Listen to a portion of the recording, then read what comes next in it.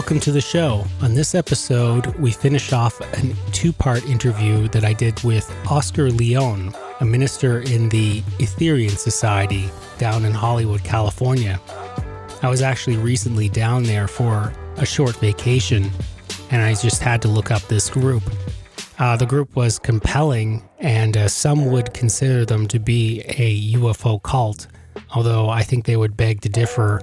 And after meeting them, I think that they definitely do not share some of the negative connotations that the word cult has, at least in the English language. The interview itself started, as I said in the last episode, so if you want to be filled in on more of the sorts of things that the group believes, I recommend that you listen to the previous show. But for now, we're going to go more into what led Oscar into his membership of the society and out of his traditional Catholic upbringing. And now, without further ado, let's talk to Oscar. So now I'm going to be frank with you. I'm going to be pretty honest. So as you were discussing that to me, here's what was happening.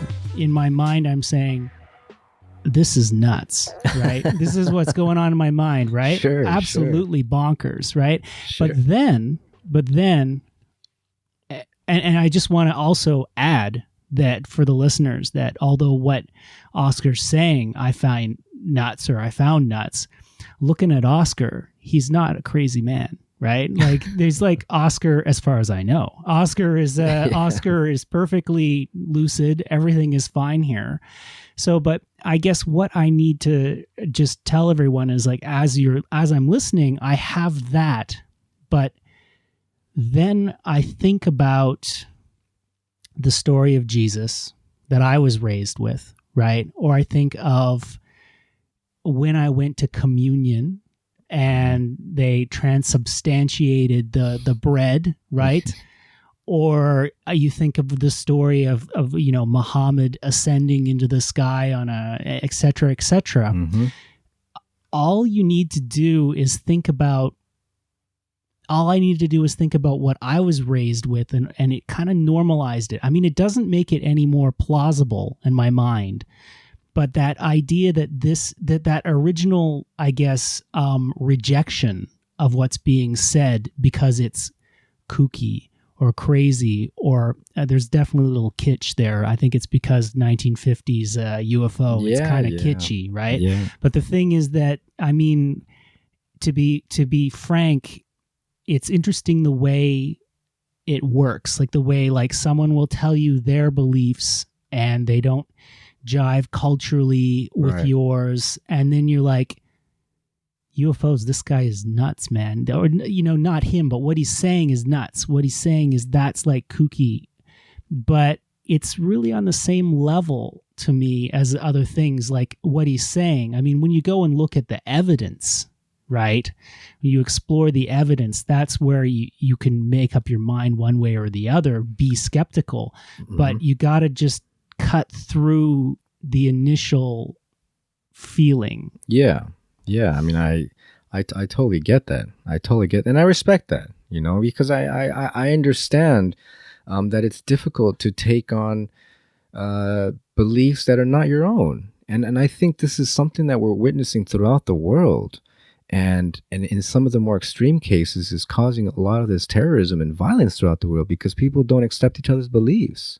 You have, Muslims and Christians and Hindus and Sikhs and Buddhists, going to war with each other because they don't accept other people's beliefs and think their beliefs superior than the rest of them.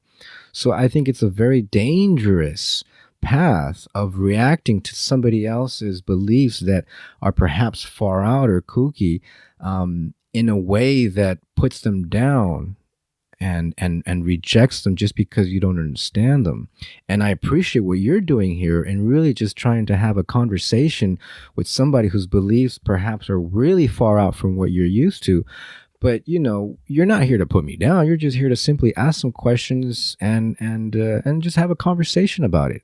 And I think that, this model right here really needs to be expanded throughout the world.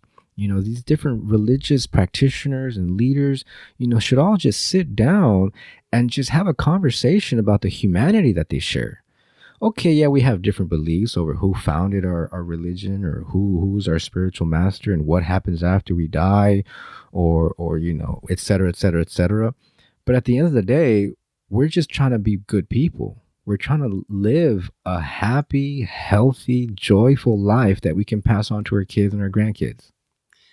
Just to bring up something else, when I was looking at the website, I was just wondering, are there many families currently in the center? Do you have any kids, or is it? I mean, speaking for the staff, most of the staff do not have families. Okay. But that does not hold true for the members. There are lots of, families, even people, in our services here locally in LA, people bring their kids. Okay. Yeah, it's not heavily, oriented to kids and things like that. Like you go to a Catholic mass and it's just tons of kids crying in the background. That's just Catholicism, though. I mean, that's I know. The nature of Catholicism. You got kids everywhere. You just have to look at what they're teaching. Exactly. Right? Yeah. So, no, it's not big, but it's definitely part of our community. We do have families. Yeah. Because what I was getting at basically when it comes to like non-judgmental, and I don't mean like. I might get a little flack for this. I don't mean like not judging the claims. I think that there should be fair and open dialogue where everyone judges claims, like where someone can say, you know what, I can't help it.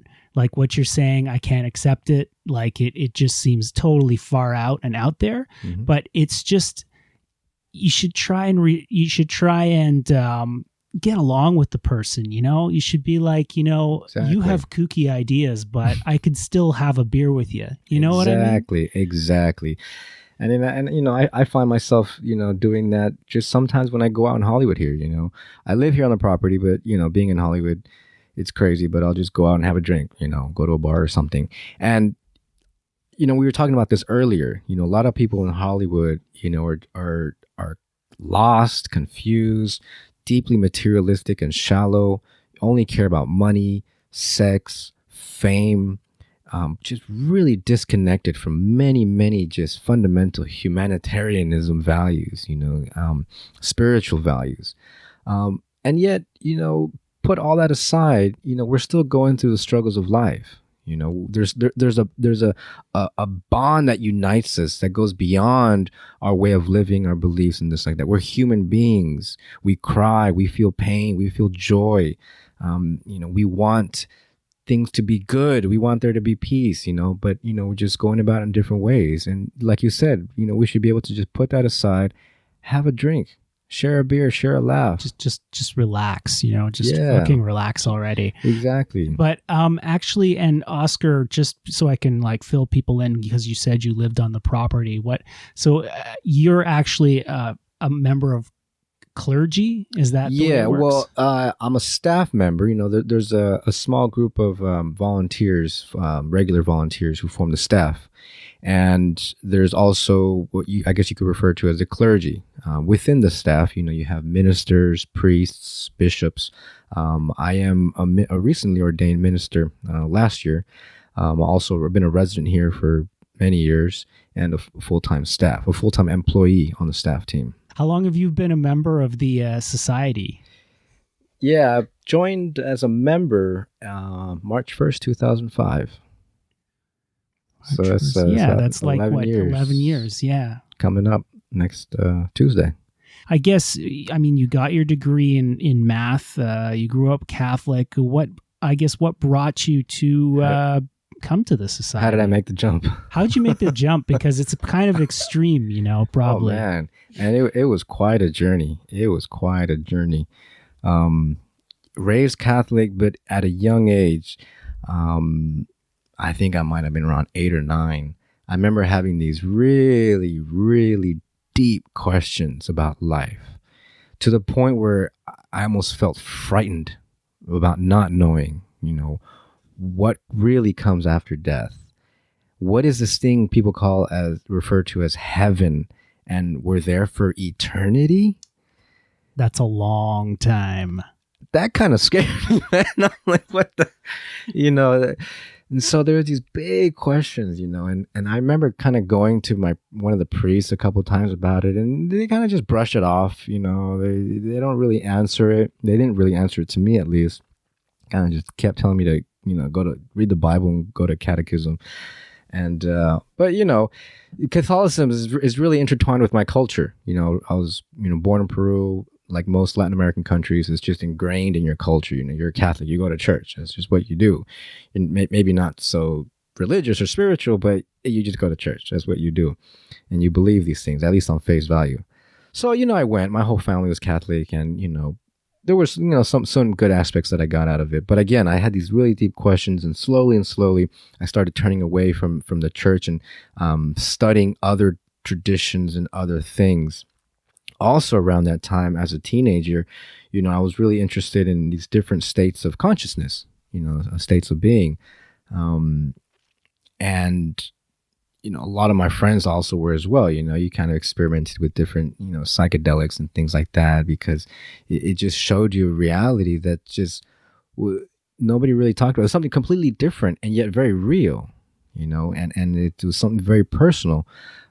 So that really kind of got me even to question more, life and reality and what we're being taught, what the government says, what TV says, and what we read. So it was just this process of questioning everything, of really trying to learn what life is, what the hell are we doing on earth? Is this it? And what happens when we die? What is this thing called death, and what happens? So that kind of took me through high school, and it wasn't something very serious that I really kind of, spent all my time on. I was in high school, I was, trying to get good grades. I did sports, trying to do good in sports, had friends, try to have fun with my friends, trying to have fun, had a girlfriend, trying to be, in that relationship. But in the back of my mind, there was this journey going on of self-discovery, of world discovery.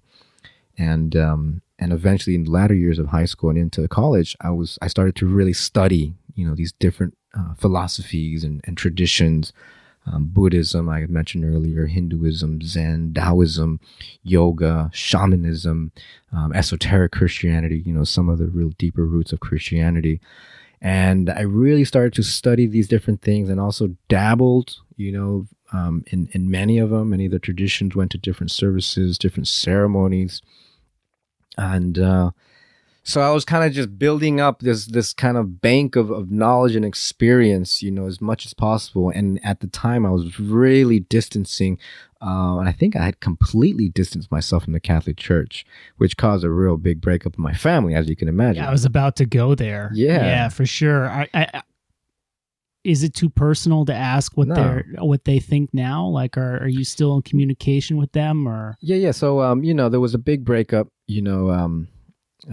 since I stopped going to church, I kind of just said, I'm not Catholic, blah, blah, blah. And, I could feel like they felt sad, resentful. I figure it was their fault. What did they do wrong? That my kid went away. Like any good parent. Yeah, and I can't honestly say I was a really good person as well, as far as how I treated my parents or how I, treated certain people. I felt like I was onto something as far as studying these different spiritual religious things. But I wasn't a really, really good person at the time. I was still kind of involved with certain, kind of negative things.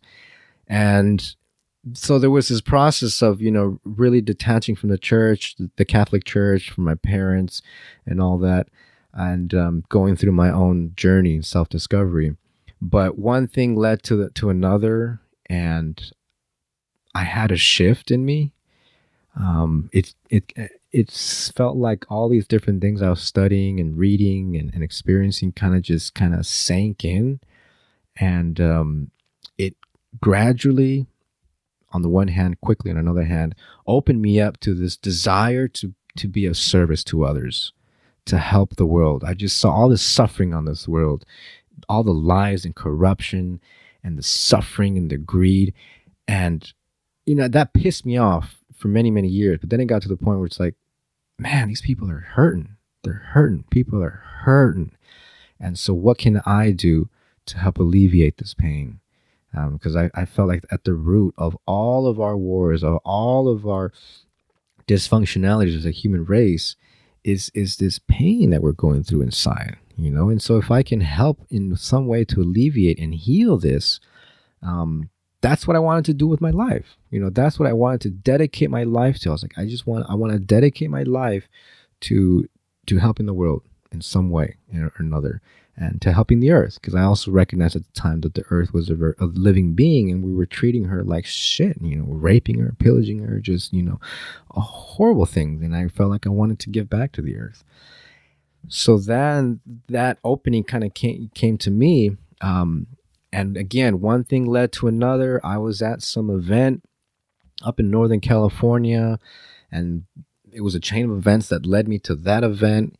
And I was, as with most of these things that I was going to at the time, as far as these kind of spiritual, new agey events, I was always the youngest dude there. You know, I think I was like in my 19 or something at the time, 18, 19, and most people were like in their 50s, 60s, 70s, you know, these kind of hippies from the 70s kind of getting into the new age movement. There wasn't a lot of young people, you know, in the new age movement back then. So I was just, you know, during the middle of the night, during the evening, I was kind of just standing there between these musical sets, and this lady comes right up to me. She just walks right up to me. She looks me dead in the eye, but in a very loving way, almost like she knew me. And she says, "You're looking for a master, aren't you?" And I was. To be honest, I was, because I felt I needed some guidance. I had these desires, I had these experiences, this knowledge that I gained. I want some guidance, and so I can focus it and channel it along a certain path. I wanted to find a group. I wanted to find a master. So when she said that, she got my attention, and she started talking to me a little bit about George King, about the Aetherius Society, about the teachings. And I remember hearing something about, you know, ET, UFO. Yeah. And on the back of my mind, I'm like, holy shit. Yeah.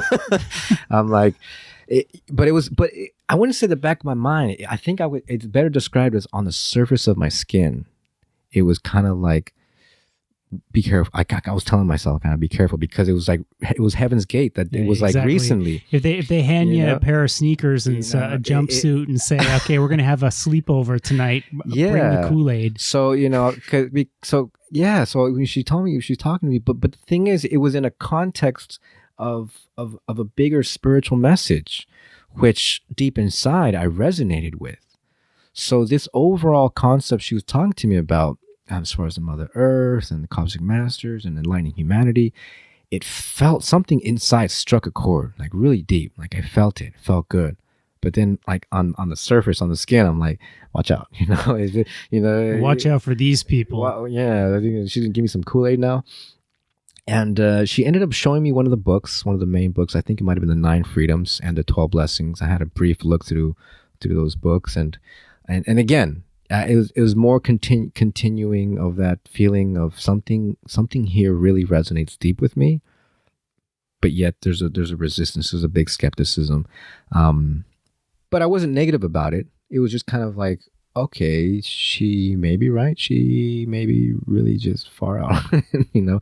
And I left it at that. You know, I had a great connection with her. I could tell she saw something in me, and I appreciated that she saw it. And it kind of reminded me that, yes, I really was looking for a master and a path. And she left me, I think, with the website. I didn't even remember her name. I didn't even catch her name. And I think I checked the website out. Again, was curious, because I was still, you know, always curious of learning more about these things. But I didn't just jump right into it back then. I had ordered a couple of cassettes, you know, from Dr. King with some of the transmissions. I think I may have listened to it. And again, it was more of that same feeling. Something is here that really resonates with me, but yet, you know, my skin is just kind of, I'm just kind of a little shell shock. I mean, I'm not quite open to this, you know, to taking it in. So I just sat with it. I mean, at the time I was involved with another organization. It was more of a esoteric Christian shamanistic organization, which I was kind of loosely involved with for a couple of years. So I was still going through their ceremonies, but in the back of my mind, for that next year, was the Aetherius Society, just in the back of my mind. So, and then basically, I guess after some time, you just kind of just clicked, and you're like, well, is when I came back from a trip to Peru. I remember I went to Peru during this one summer, and I think I might have gone with my brother. And I go back quite often I really like it back there. It's good to connect, you know. And I came back, and I had this feeling inside of me. It just said, you know, because the Aetherius Society was this big question in my mind. You know, what is the Aetherius Society? Is this real? And I carried that with me for about a year and a half. And anyway, I came back from Peru, and there was this just deep, strong feeling that just said, Oscar, just go visit them. They're in LA. Go check it out. Go check it out. Go check it out. So there was just this deep calling to just come visit and check it out. And I came. I think it was September with my brother. We were in town for a different ceremony for a different purpose. But I said, hey, we're going to be in town. Let's go check out the Aetherius Society. And I came. I remember just kind of walking in and talked to some of the staff. Shared a bit about my experience. Came to the service the next day, and they said, you know, who told you about this? And I said, I don't remember. Some lady, blah blah blah. And I remember she was selling some art pieces, and she was like, oh, the artist, yeah, she lives across the street. And so they told her to come to the service the next morning. Well, she usually does go to the services, or did. She passed away.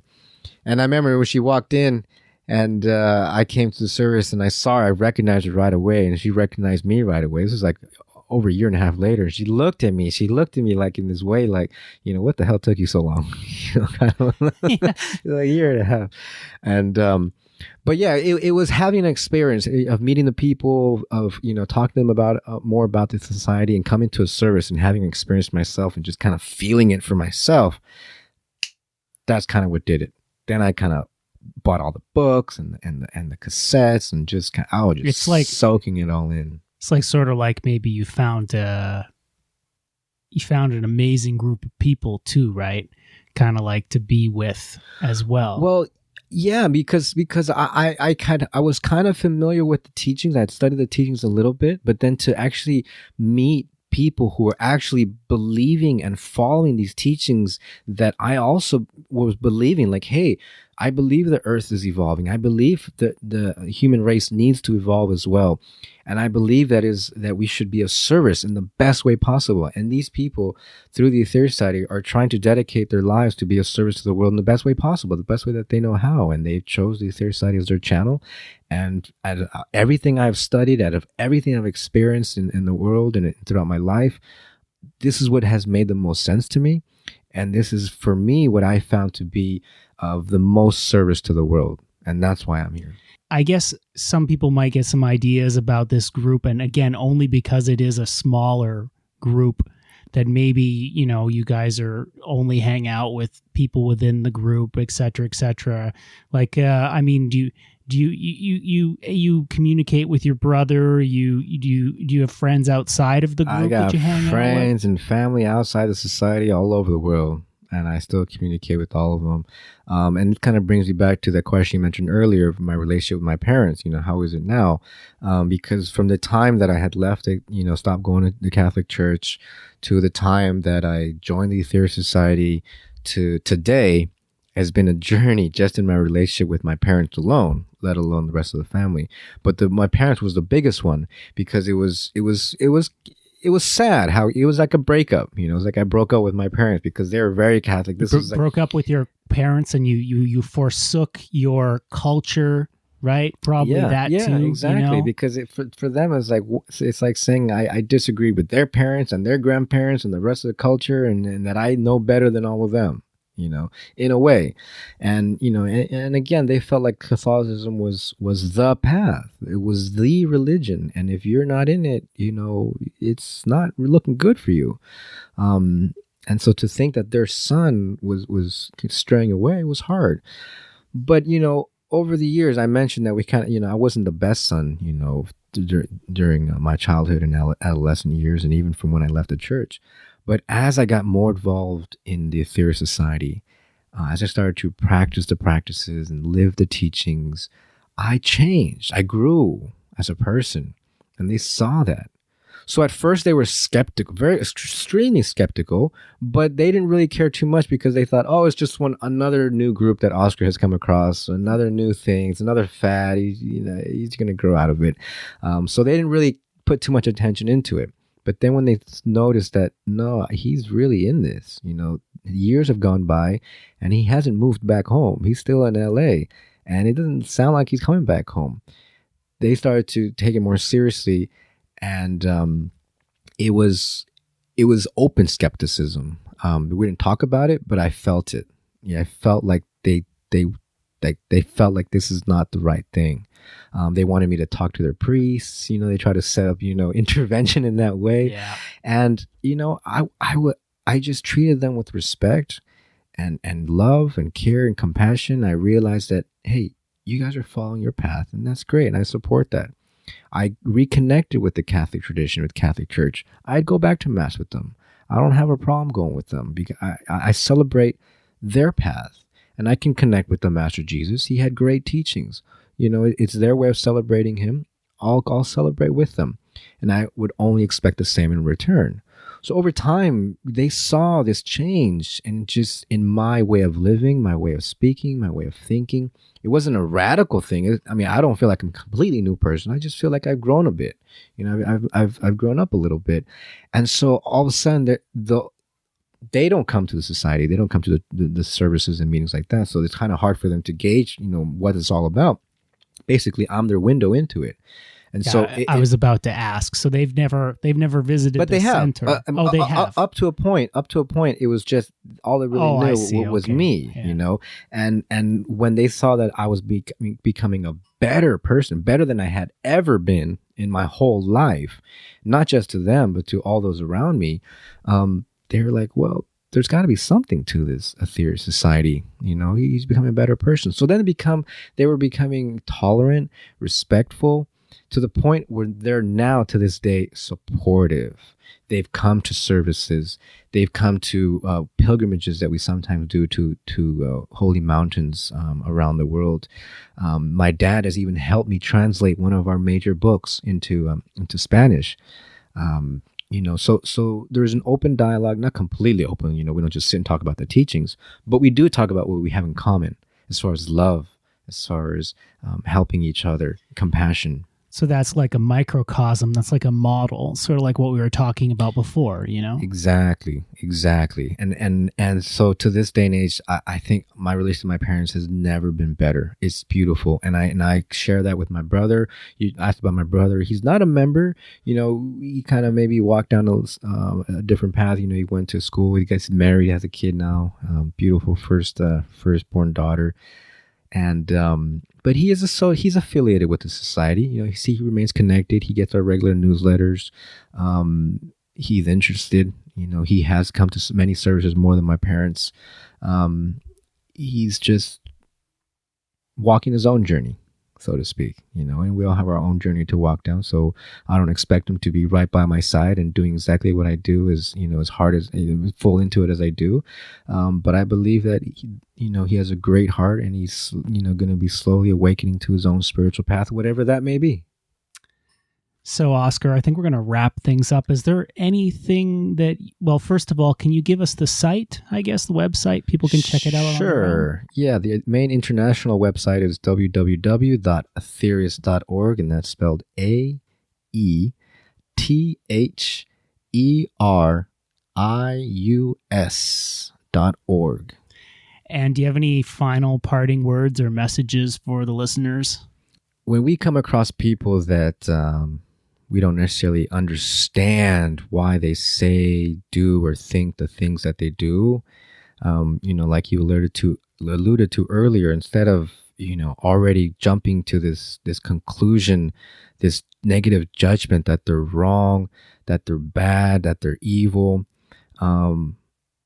take a pause, and just to try and see through to the humanness of that person, and to see what you share with that person. And at the end of the day, remember, we all are just trying to be good and help other people be good. We want to live in a world that has greater peace, less suffering, no more wars, no more of this just corruption. We all want these things, and we're just going about it in different ways. We're all trying to hike up to that top of that mountain. Some people choose their own trails. Some people take a already made trail. Some people take a really broad trail. There are different routes up the mountain, but we're going up the mountain. So when we cross each other in the path, hey, let's help each other out. That sounds good to me. Thanks, Oscar. Thanks for coming to the show. For sure, man. Let's go have a beer now.